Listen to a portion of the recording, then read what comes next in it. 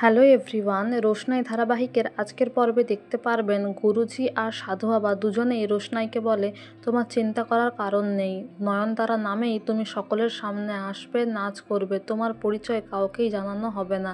তাছাড়া তুমি তো বলছো কলকাতায় ফিরতে চাও না, ছেলেটি বিবাহিত, তাহলে ওর কাছ থেকে কিছু চাওয়ারও নেই, কিছু পাওয়ারও নেই, হারানোর তো কিছু নেই।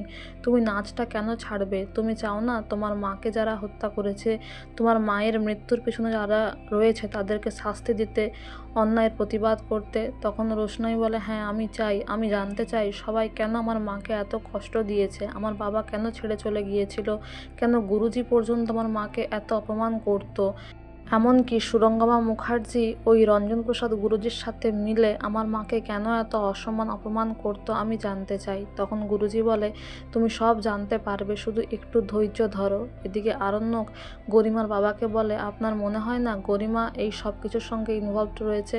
গরিমার বাবা বলে, আমি সত্যি জানি না, এই পরিস্থিতিতে আমি বলে বোঝাতে পারবো না আমার কি অবস্থা হচ্ছে। এদিকে মাধবীলতা বাচ্চাদের বাড়িতে এসে বলে, আমি কমিশনারের সঙ্গে দেখা করেই আসছি, একটা ইনফরমেশন পাওয়া গেছে, জানা গেছে যে গাড়িসহ রোশনাইকে যারা উদ্ধার করেছিল, মানে যেখানে পাওয়া গেছিল সেখানকার সাধুরাই নাকি তাকে লাস্ট দেখেছিল, তাই সেই আশ্রমে আমরা কালকে যাব।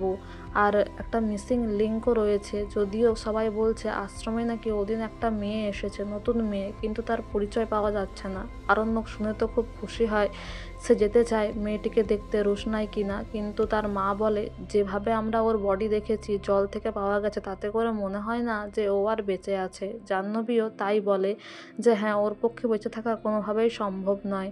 আর তখন আরণ্যক তো খুবই রেগে যায়, তার প্রতিবাদ করে। আর ছোটু বলে, হ্যাঁ, ও যদি বেঁচে থাকে তাহলে তো তোমাদের অসুবিধা হয়ে যাবে না, সব সত্যিটা সকলের সামনে চলে আসবে, তাই তোমরা চাইছো যেন রোশনাইয়ের ফিরে আসার সম্ভাবনা না থাকে। এদিকে আরণ্যক বলে, আমি আজকেই যাব দেখতে ওই মেয়েটি রোশনাই কিনা। মাধবীলতা বলে, একটু শান্ত হও বাদশা, কালকে তো আমরা যাচ্ছিই, তাছাড়া ভাবো রোশনাই যদি বেঁচে থাকতো তাহলে রোশনাই কি তার পরিচয়টা সকলের সামনে দিত না, সবার সামনে আসতো না? আর রোশনাই, ওই মেয়েটা যে রোশনাই সেটাই বা আমরা ধরে নিচ্ছি কি করে, কারণ আমরা ছবিতে দেখেছি যে রোশনাইয়ের কী অবস্থা ছিল। এদিকে আরণ্যক ঠাকুরের কাছে প্রার্থনা করে যে রোশনাইকে বাঁচিয়ে রেখো, আমার আর কিচ্ছু চাই না তোমার কাছ থেকে, শুধু ও যেন বেঁচে থাকে।